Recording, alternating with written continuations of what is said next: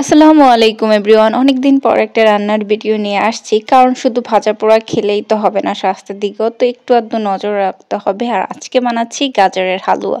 আর গাজরের উপকারিতা সম্পর্কে আশা করি সবাই জানেন, এটার পুষ্টিগুণ নিয়ে জাস্ট কিছুই বলার নাই। তো গাজরের হালুয়া বানানোর জন্য প্রথমে গাজরগুলোকে ছিলে নিয়েছি, দেন ধুয়ে এরপর গ্রেট করছি। আর গ্রেট করতে গিয়ে আমার এত বেশি কষ্ট হয়েছে যা বলার বাহিরে, হাত পুরা লাল হয়ে গেছে।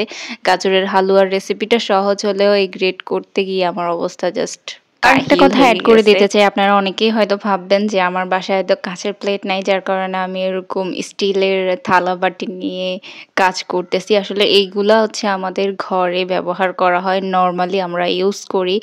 কাঁচের যে প্লেট বাটি আছে সবগুলা হচ্ছে আলমারির ভিতরে, ওইগুলা ধরা ছোঁয়া আমাদের জন্য নিষেধ। কেবল মেহমান আসলেই ওগুলা ইউজ করা হয় মেহমানদের জন্য।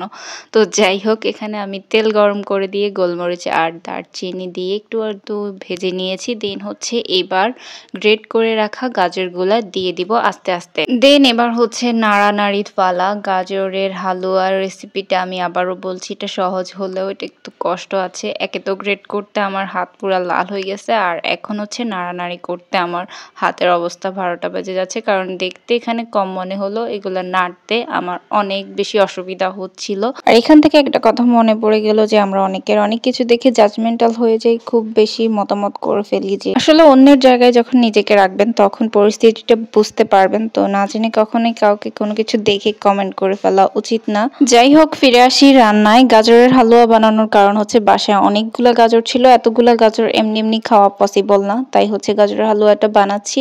তো এর প্রথমে আমি হচ্ছে জাল দেওয়া ঘন দুধ দিয়ে দিয়েছি, আর এখন চিনি দিচ্ছি। দিয়ে এগুলোকে আর একটু ভালো করে নেড়ে চেড়ে, একটু গুঁড়ো দুধও দিয়েছিলাম, তাহলে টেস্টটা অনেক বেশি ভালো আসবে। আর এটার টেস্টটা আসলে অনেক বেশি ভালো ছিল।